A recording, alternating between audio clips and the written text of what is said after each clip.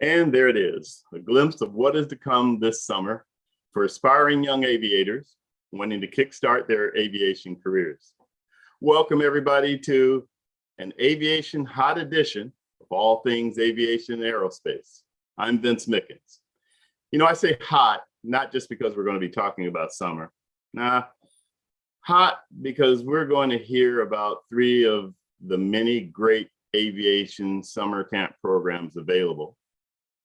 And what makes these particularly cool, yes, I can say cool, I guess that's okay, or lit, I guess some of the young folks would say. Anyhow, all three are university-based colleges that have great aviation and aerospace programs. And depending on the camp, there are a variety of choices for elementary through high school age students. As you saw at the beginning of this show, Embry-Riddle Aeronautical University that was featured. So we'll start with them. As you may or may not know, Embry-Riddle Aeronautical University has two campuses, one in sunny Daytona Beach, California, and one in the equally sunny Prescott, Arizona. With us today from the Prescott campus is Kyle Wilkerson, the Air Traffic Management Program Chair and Assistant Professor of Applied Aviation Science.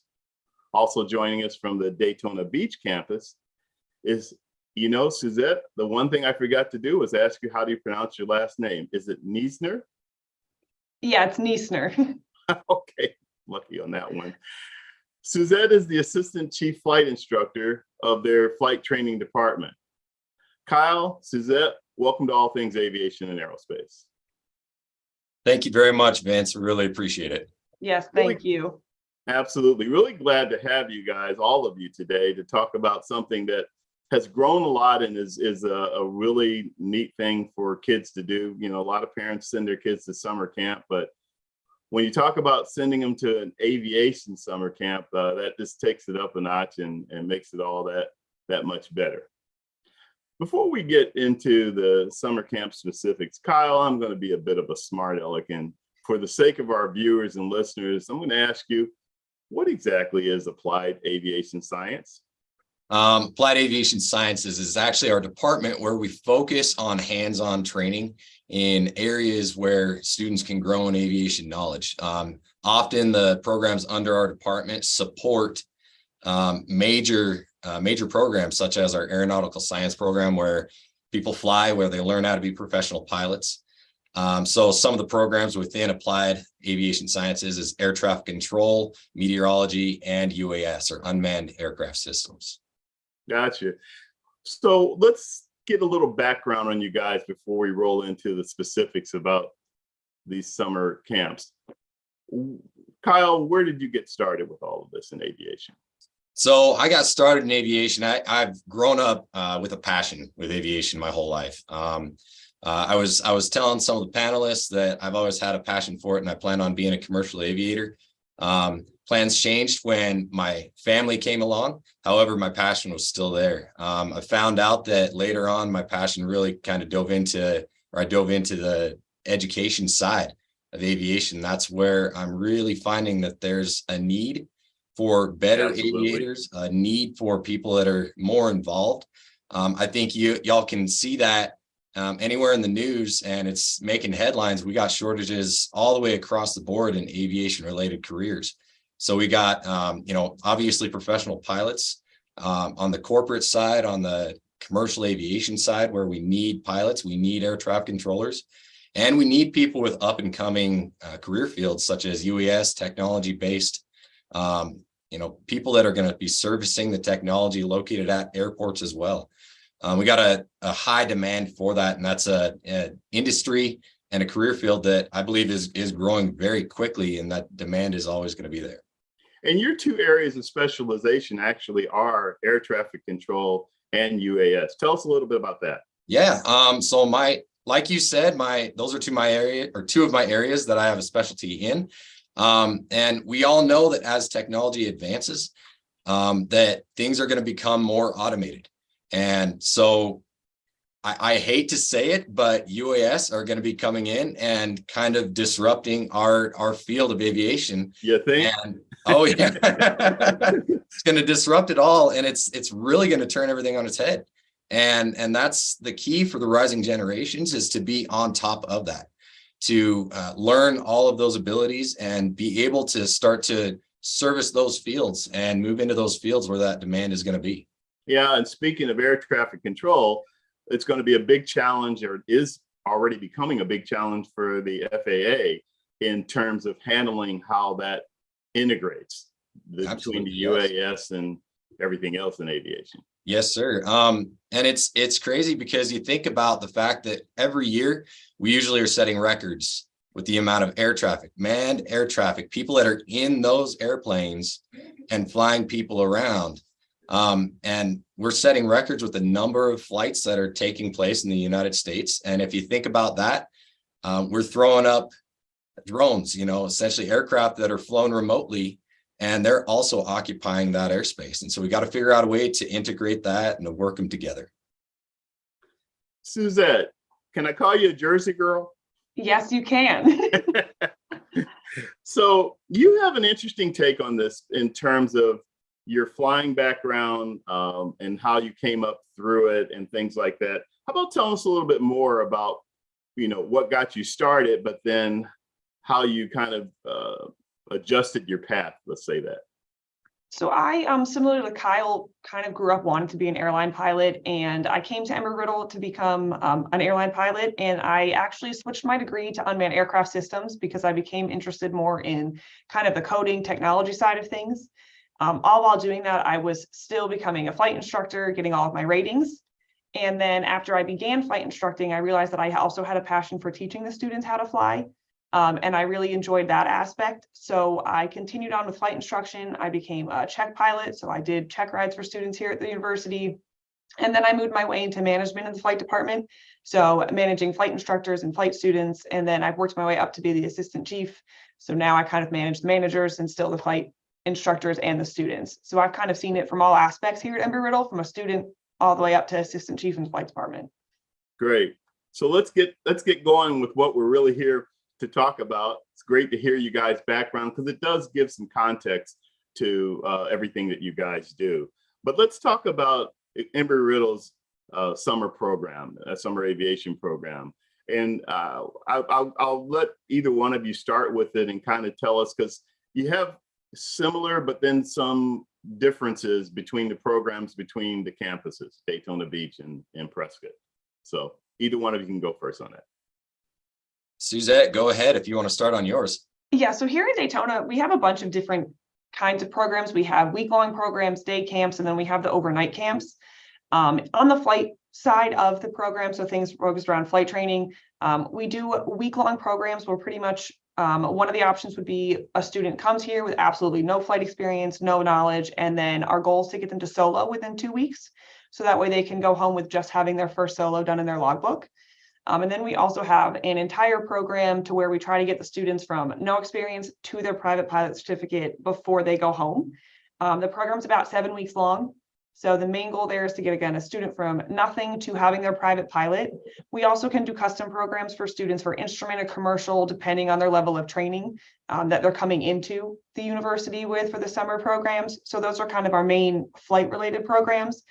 And then there are 17 different overnight camps that kind of range in specialties from robotics, software design, 3D printing, aircraft accident investigation. So all of the different kind of departments we have here on campus have their own different camp programs that they can participate in. Sure. Let's bring up the PDF, Christine, if you will, to show what she's talking about. And we can scroll up a little bit on that. So this is right there. This is kind of what you were just talking about and sharing about that, correct, Suzette? Yes. Yeah, we have programs in kind of each of the different fields here. So depending on what a student was interested in, they could kind of pick up a program that fell in one of those. We also have an aerospace career exploration camp to where they're kind of introduced to a little bit of everything. So if there was somebody who was undecided or unsure of where they wanted to get into, they could kind of explore a couple different options. That way they had some idea before they either came to campus or kind of picked the path they wanted to take. Sure. Let's scroll down some more. In the meantime, Kyle, how about telling your side of it too? Yeah, so our side is also unique. You know, we have camps that are specialty designed based on the desires and the interests of students and what they want to look into. Most of our camps do last a week. We got some shorter ones as well. One of them that's very unique to our campus is our take flight. It's a pretty new one. We introduced it recently, and it, no pun intended, literally took off. It was a real big hit. You can get away with that, Kyle. I know, this is the only place I could get away with it too, right? Exactly. So we found that students really enjoyed it. And I think the unique aspect of the Take Flight camp is it also includes parents. So most summer camps, you send your kiddo off and they spend that time at that camp, and you know, you got babysitting that you're paying for essentially, and they're over there doing something. With this one, lucky parents get to follow them along and actually take flights with these students. So that's a really neat aspect of it. And this is one where even if parents are a little more hesitant on sending their child out to maybe do a camp, they are the ones that are going out there and you're staying off site as well. So you get to be with them 100% of the time. They're not staying on site, but we do offer, you know, in-person on-site camps as well, where they spend 100% of the time, you know, living here, getting the experience and introduction to what collegiate life is like. So you have a plethora of options on what you can choose from as far as your interests, your what you're comfortable with as a parent, as a child. And so we're trying to cater to that all the way across the board. Yeah, so I think that's a good transition for us to go to your website and kind of demonstrate what you guys are talking about. By the way, I thought everybody's website is really informative, which, you know, it's interesting that you guys can put something together that people can really easily navigate. So in preparation for this, kind of got a kick out of going through it. So as an example, and I'm just going to kind of pick one, and then you guys can also give the perspective on it. But let's say we do an overnight camp. And then let's say we'll start with Daytona Beach, and we'll do flight. And let's just pick the age of, say, 16. And scroll up. And then you guys can talk about this.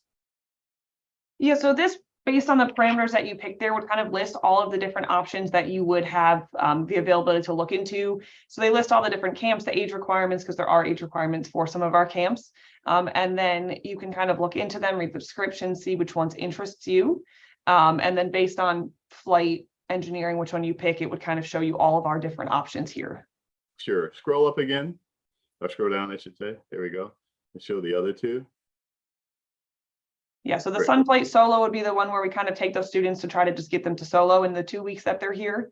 That's a more popular one of our flight programs here, because it kind of gets students introduced to the airplane and get them to solo to see, one, do they actually enjoy aviation, or is it something they're really interested in, or to kind of fast track their private pilot flight training if they're interested in continuing. Sure. Let's click on flight exploration just to show how that breaks out a little bit.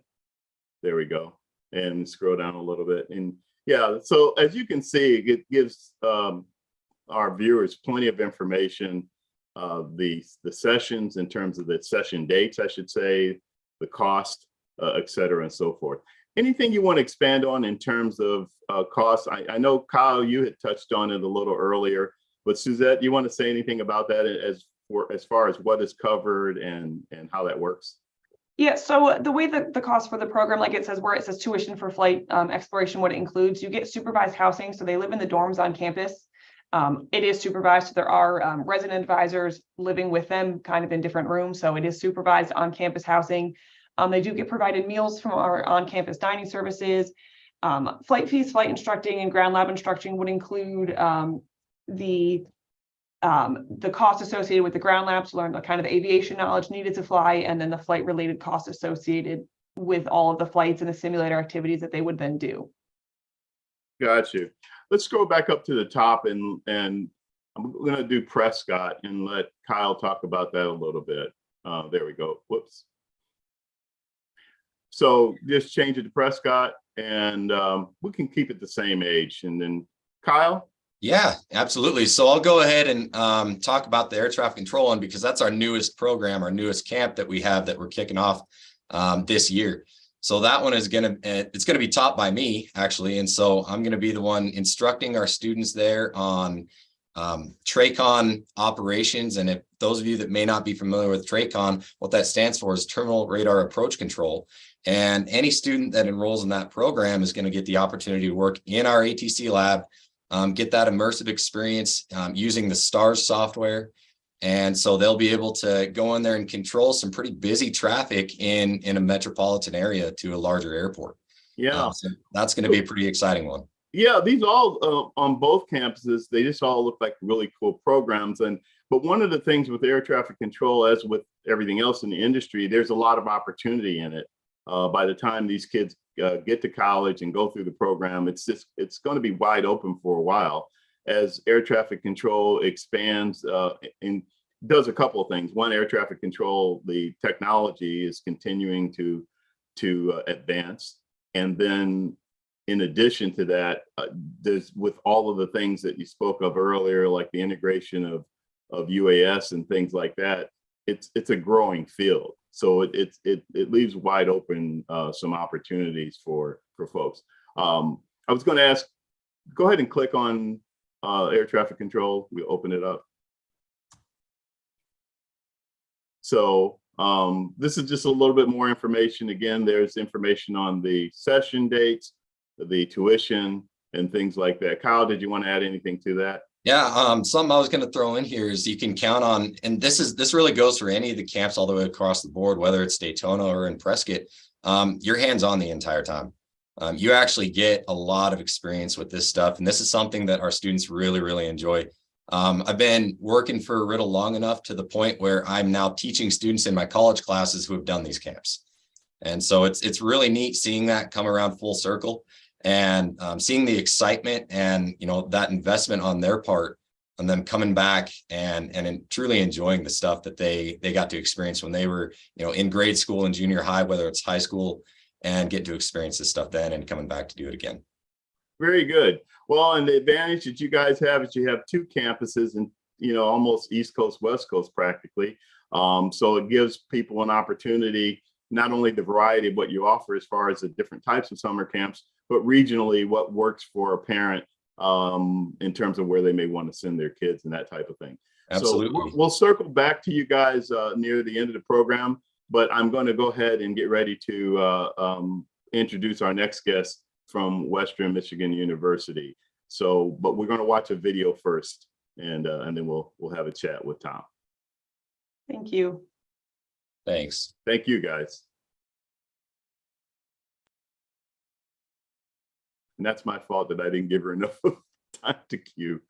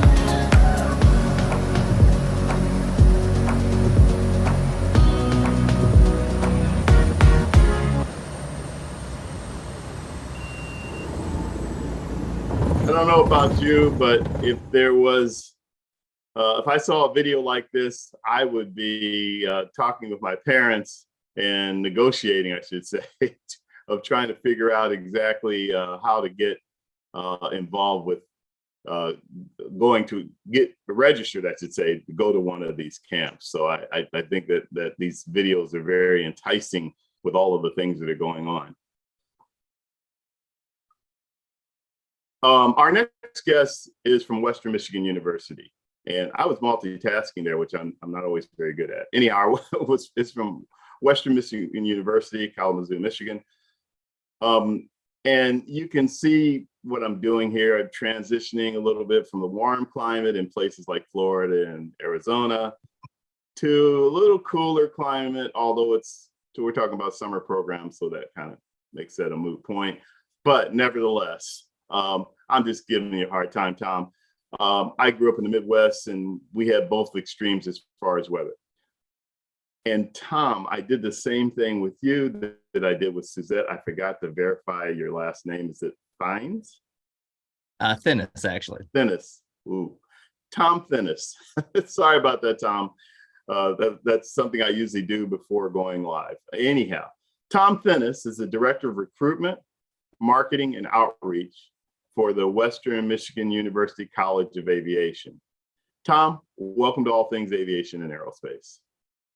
Absolutely. Thank you very much, Vince, for having me and having us on here with you. Absolutely.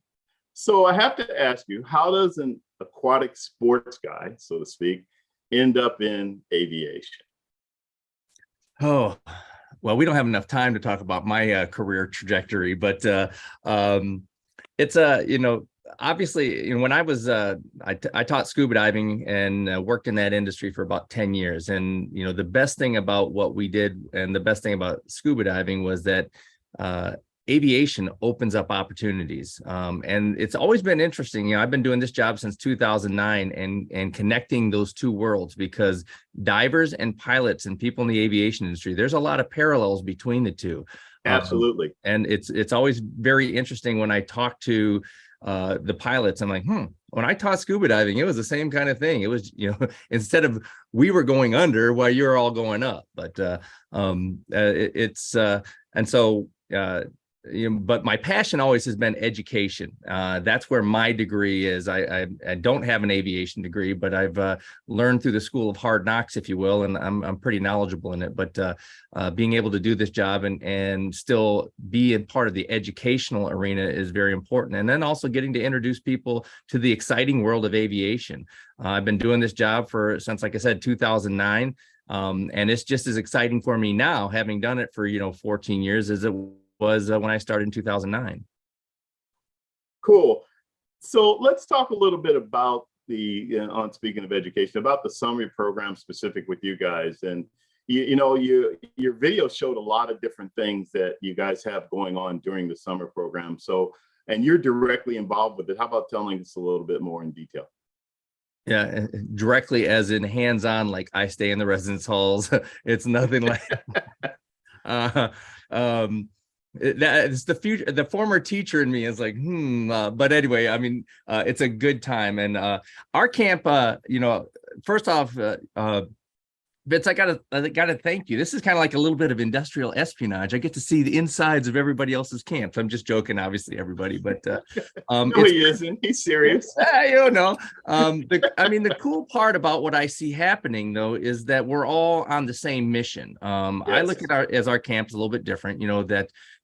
Ours is more of an experiential camp. When UND shares there, I'll be interested to see what their day-to-day operations. But what we've chosen to do here at Western Michigan University is to give a broad-based experience. It is a high school age camp for rising ninth graders up into a senior in high school. And it's really designed to explore the wide varieties of opportunities in aviation, not just the flying part, but also the maintenance end of things, also the management. Because when you look at the career opportunities in aviation, piloting makes up about 10%. Maintenance makes up about another 15%, and then the operational side makes up about 65% of all those opportunities. And so, and we do know that not every student that is going to come to Western Michigan University is going to be a pilot. So why not offer them an opportunity to explore a variety of things? So we have worked to engage with our industry partners. We're very fortunate in our airport right across the way. We have one of our industry partners is Duncan Aviation, for example,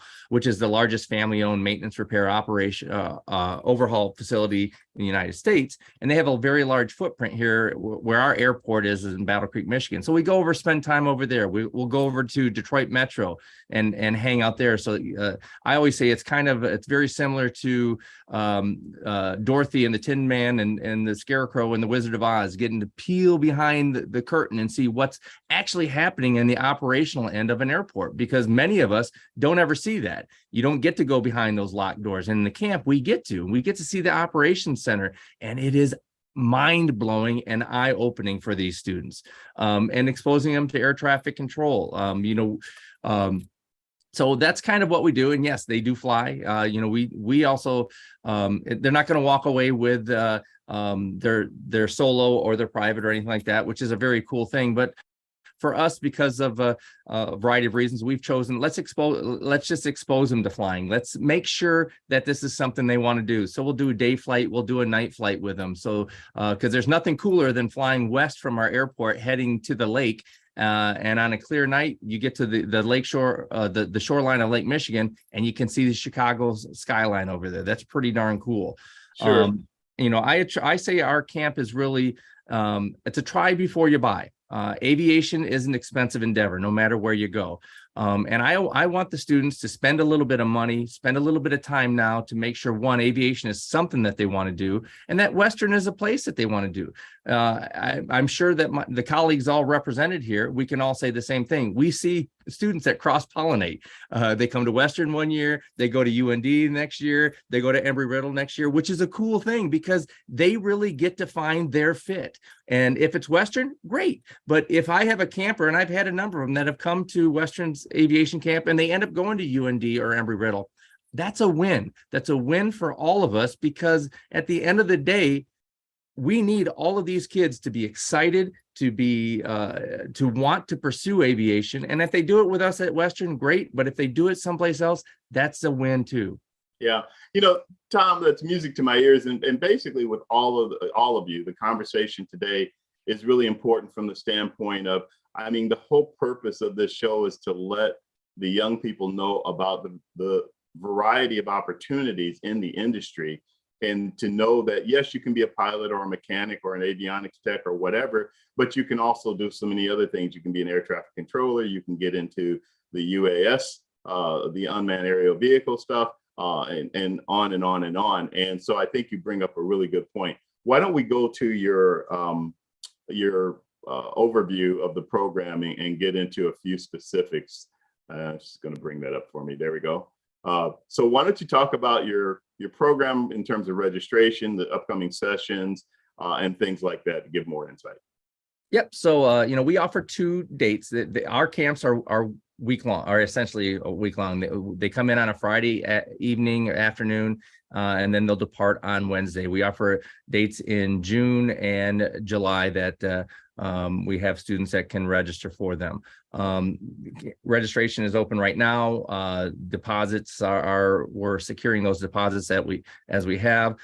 We can talk a little bit about what the students can expect to do, and it's not just flying the airplanes, but it is also experiencing our FRASCA simulators, getting to see our 737 MAX simulators. Again, our interaction with our various partners that have. We look at this as a social opportunity.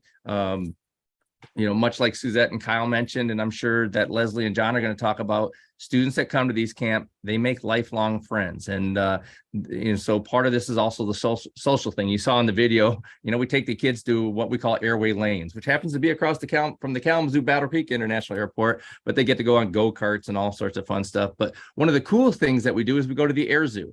And the Air Zoo is a Smithsonian affiliated museum that is located in Kalamazoo, Michigan. They have a SR-71 Blackbird in there. They have a restoration center. They're restoring a stealth fighter right now. So it's a great opportunity. And the realities of it are, is most of the students that are coming to these aviation camps, they love the fact that they want to be immersed in aviation. And so sharing some of those passions, sharing them the opportunity to also to make those social connections and networks with their students or their fellow campers is kind of what we're going for too. Good. What can you tell us about the registration or application process in terms of how that works to let students have the opportunity to? Because I was noticing on your website, you guys have you have your video and everything. We can go ahead and scroll all the way down to the application portion if we could.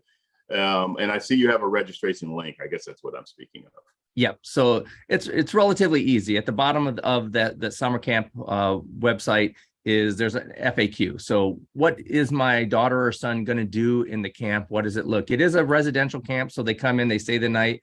And much like Suzette and Kyle mentioned, we feed them.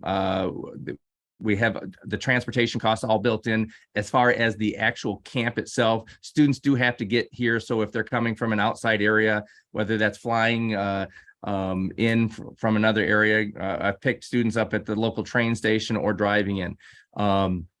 So the FAQs are really designed for, to be that first level of, I want to send my daughter or son to the camp. What might it look like? What does it happen? So we talk a little bit about where they're going to stay, what they're going to eat, what they're going to do.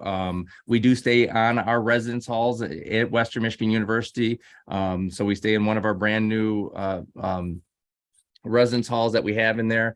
And it is, I think in Embry-Riddle's video, it talks about that, the seriousness of all this. And so, not that we want students that are mature, that are ready to learn, that are ready to go. So we do ask some of the parents to kind of, make sure that their daughter and their son are going to be ready to handle this. And we've had rising ninth graders that are mature beyond their years.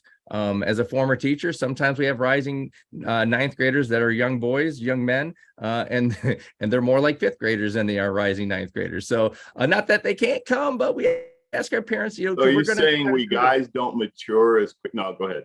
Absolutely. As a member of that gender, I will say that no, we do not mature as quickly. So but then the registration, we do ask for, put a deposit in, lock lock your space in there. We do offer scholarships for it as well. So people can fill out a scholarship application to help subsidize some of the costs for it. Great. Anything else you'd like to conclude before we move on to our next university? Yeah, again, I appreciate you doing this. I think, the more that we can all get the word out that these opportunities exist, is a great thing.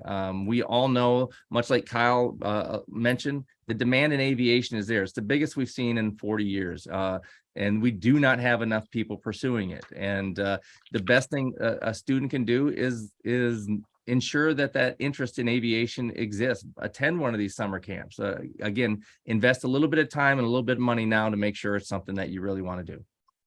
Great. Tom Finnis, thank you so much. We need you to stick around. We'll have our roundtable discussion after this next university. Thank you very much.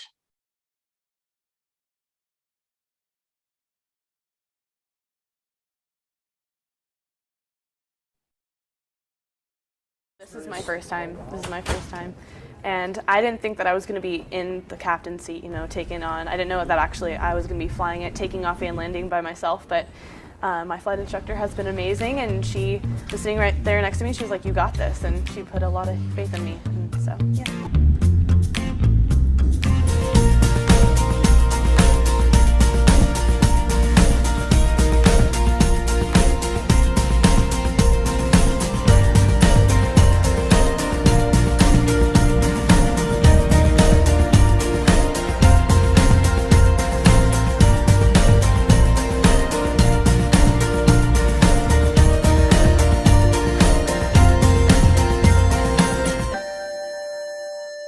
It's been a blast, even for somebody like me who's already got 20, 30 hours, so can't go wrong. So I know we're talking about summer camps and everything, but the high today in Grand Forks, North Dakota is -7 degrees. I mean, really? And that's not even factoring in the wind chill, which we were just talking about earlier. I think it's at something like 20 below. It didn't really register with me, even though I've grown up in that kind of weather, but no. Back to summer camps. The University of North Dakota has what they call an International Aerospace Summer Camp Program. And joining us today is Leslie Martin, an associate professor of aviation and associate professor of aviation, I was going to say, and she's a flight instructor, but also from flight operations, we have John Rudolph, the assistant chief flight instructor and training manager there. Leslie and John, welcome to All Things Aviation and Aerospace. Thank you. Thanks for having us. It's great to have you guys. And you know, this has been a lot of fun talking about these summer programs that I just think are an incredible opportunity, especially for introducing young people to aviation. But you guys have both pretty interesting backgrounds. And I'll start with you, Leslie, in terms of how you got into actually the teaching mode of aviation and doing what you do. And you do it on both sides. I mean, you're a professor, but and you seem to really enjoy that from what we talked about pre-show. And then you're also a flight instructor on top of everything else. And then your husband flies. So tell us a little bit about your background. Okay. Well, I grew up Top Gun, wanting to be that fighter pilot. Couldn't wait to fly. So my grandfather actually took me to an airport and I went on like a Young Eagles flight, and that I was hooked from there. Toured different universities, decided on the University of North Dakota because it was close to home, and came up here and absolutely loved it. I had no flight experience other than that one intro flight, and just fell in love with aviation. And the longer I was here, I did an internship where I got to go out and do different things, see a different side of aviation, and learned I actually like teaching.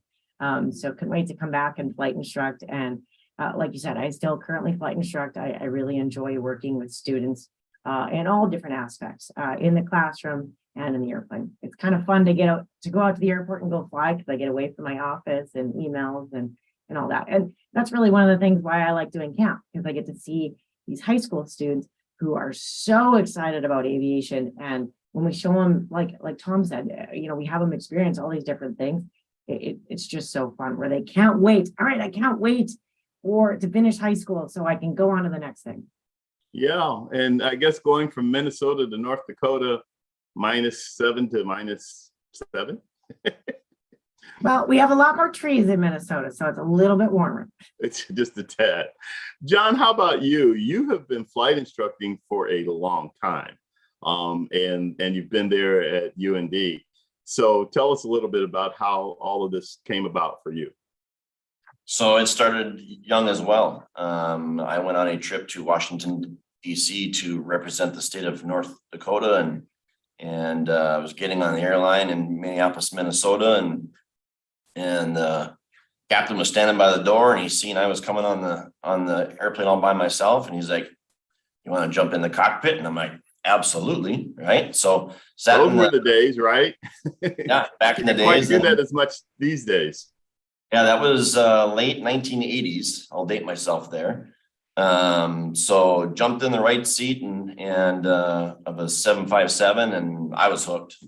So that from then and there, I wanted to go to aviation.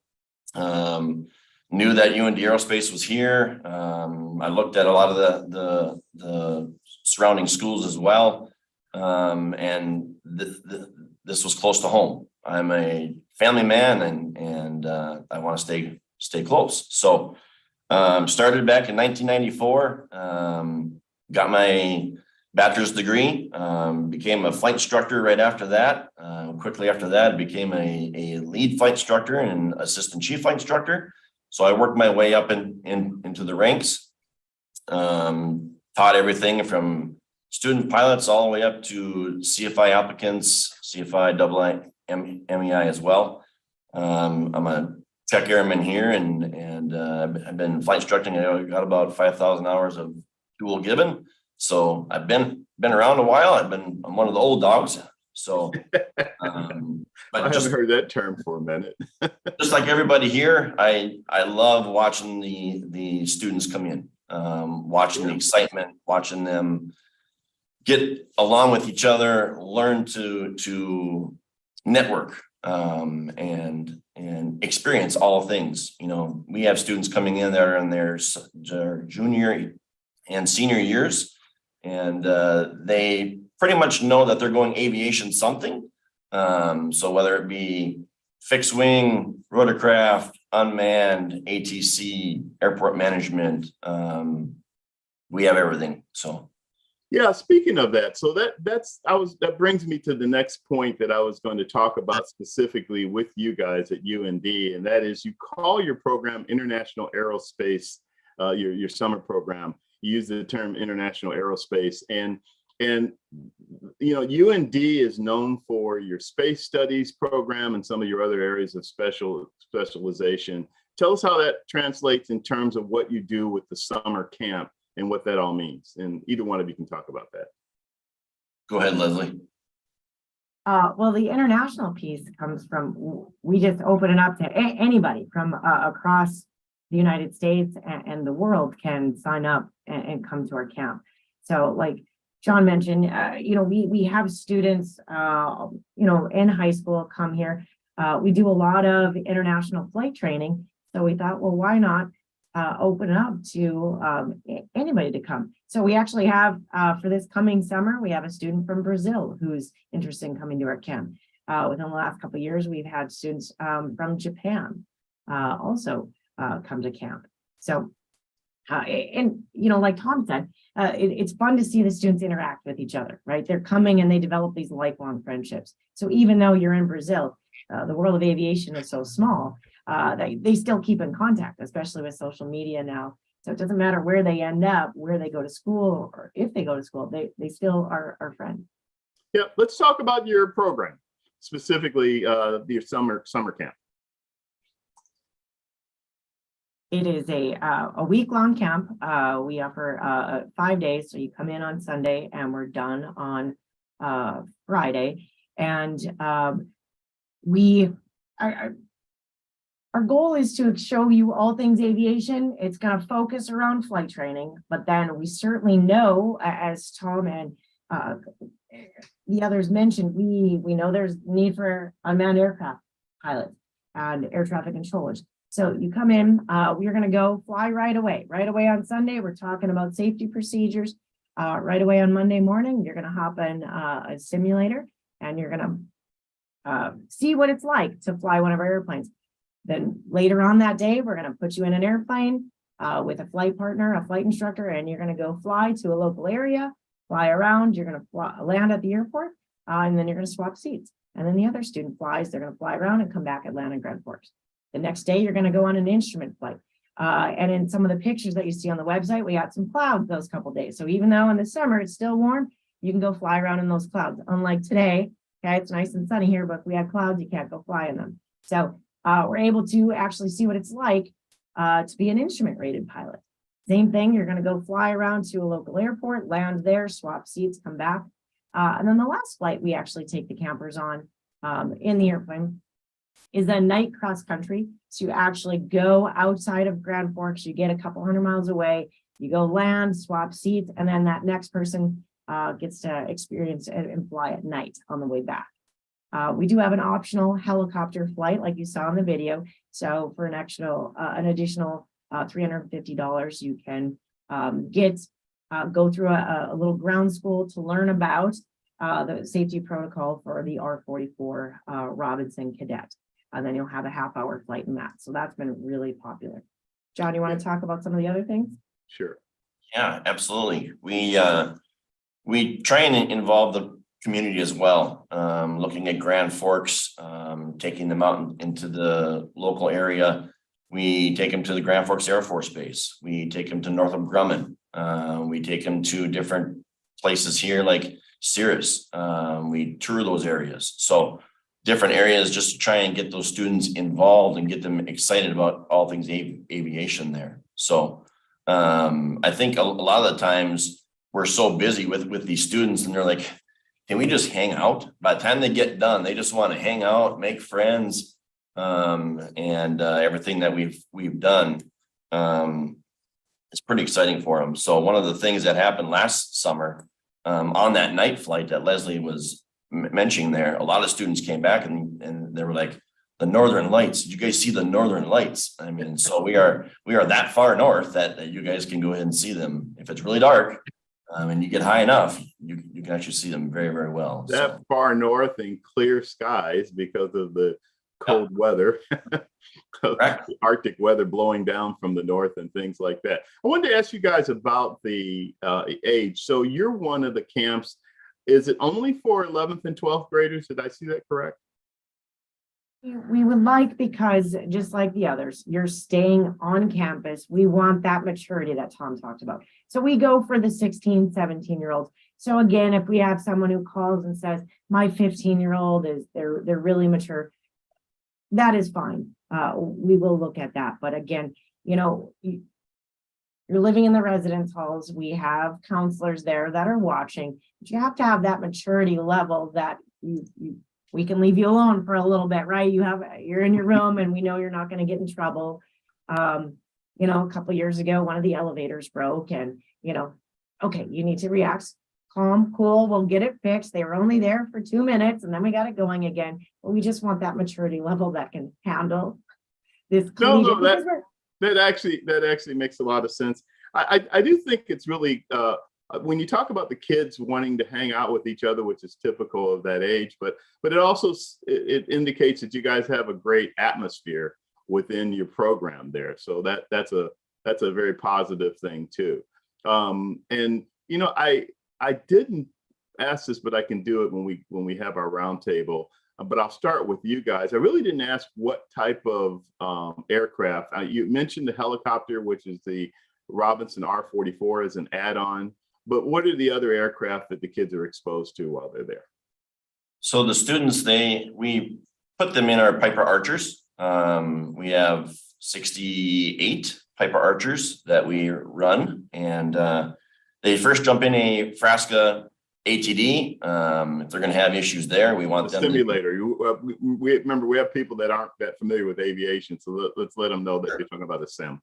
Sure. So they jump in the Frasca simulator first.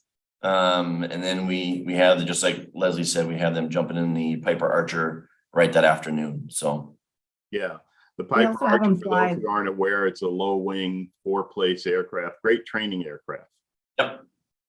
We also have them when they fly the unmanned aircraft, they fly the Telos, which are just, they're a very small, it's what you saw in the video, very robust drone that they can fly, but they will see more of in one of the sessions too. We have a Scan Eagle here and a Mambo that they'll see demonstrated, and they may get to control one of the simulators with those.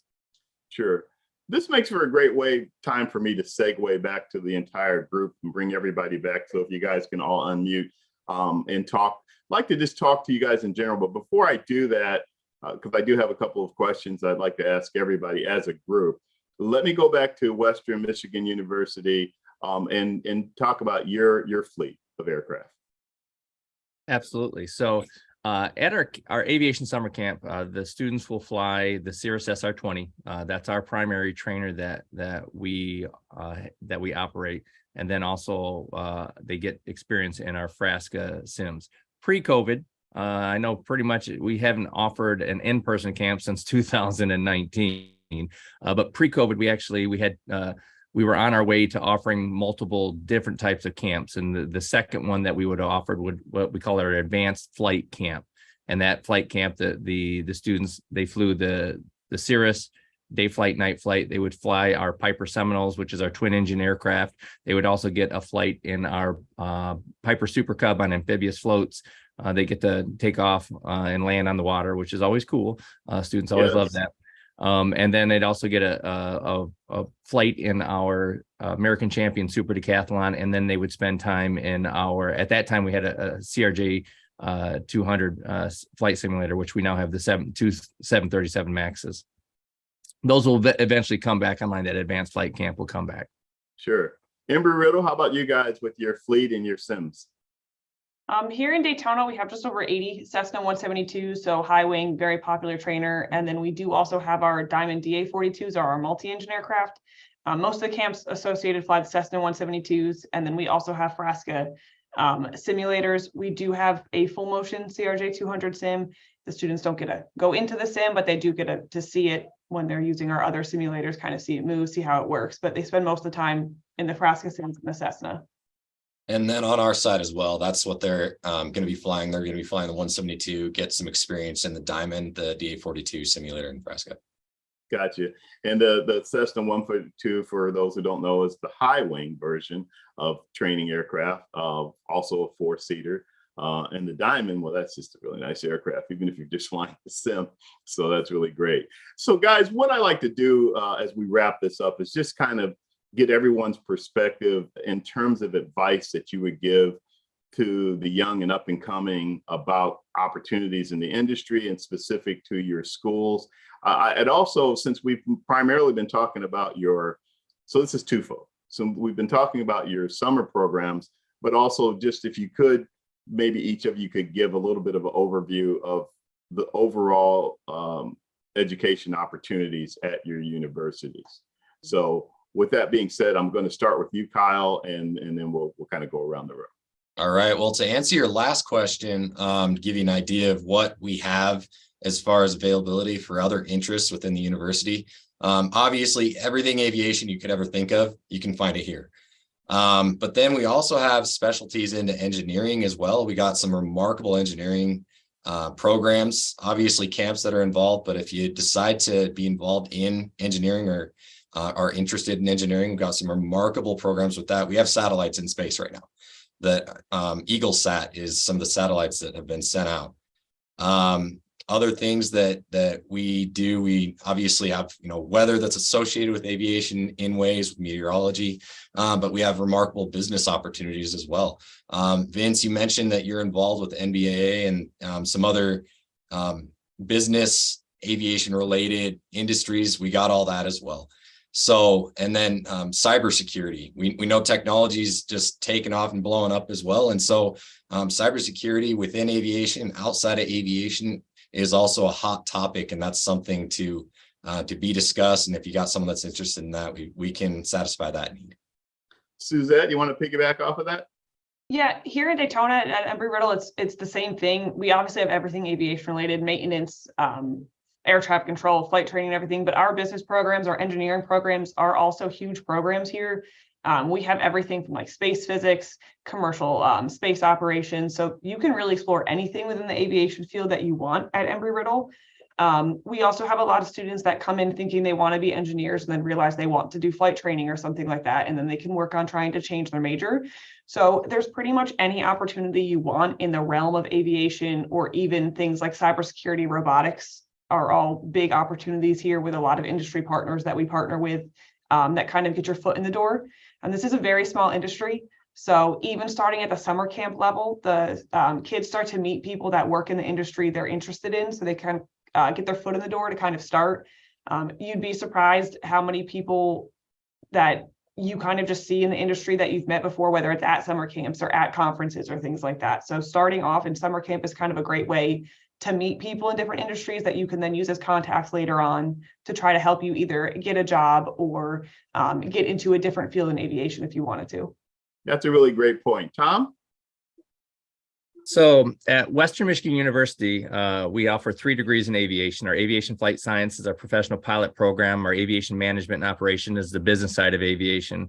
I always, my joke is when I'm talking to prospective students, I'm like, what makes airplanes fly? And they're like, wings and fuel. I'm like, no, it's money. So if you want, that's where it comes from, is all the cash. And then we offer our aviation technical operations, which is the aviation management side. Now, we're a public university in the state of Michigan. We also have 147 other degrees, whether that's fine arts, whether that is engineering. I think we have 14 different engineering programs. Mechanical, we're one of 2 programs that offers aerospace in the state of Michigan.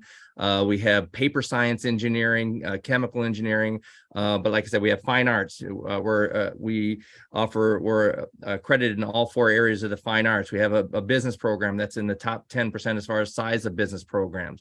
an arts and science programs for physics and geology and journalism, and then a College of Education and Human Development. So, you know, there's lots of great opportunities. Some of my favorite stories are some of our students that come, and one of my favorite is Keegan Kalkowski, who is now, I think, a captain or first officer at United. And he double majored in aviation flight and dance. I was like, Keegan, what are you doing? He's like, I love to dance and I love to fly. I know I'm going to do this professionally, but I'm going to dance. I always joke with him. I'm like, Keegan, one day I'm going to go to Oshkosh. I'm going to see this beautifully choreographed aerial maneuvers up there. And I'm going to say, that's probably Keegan's work. But I think the other benefit about all the programs here is you look at our industry connections, our partners. All three listed here were the three original programs that were partnered with Delta for their Propel program and United through their Aviate program. You're looking at the three that were from the onset.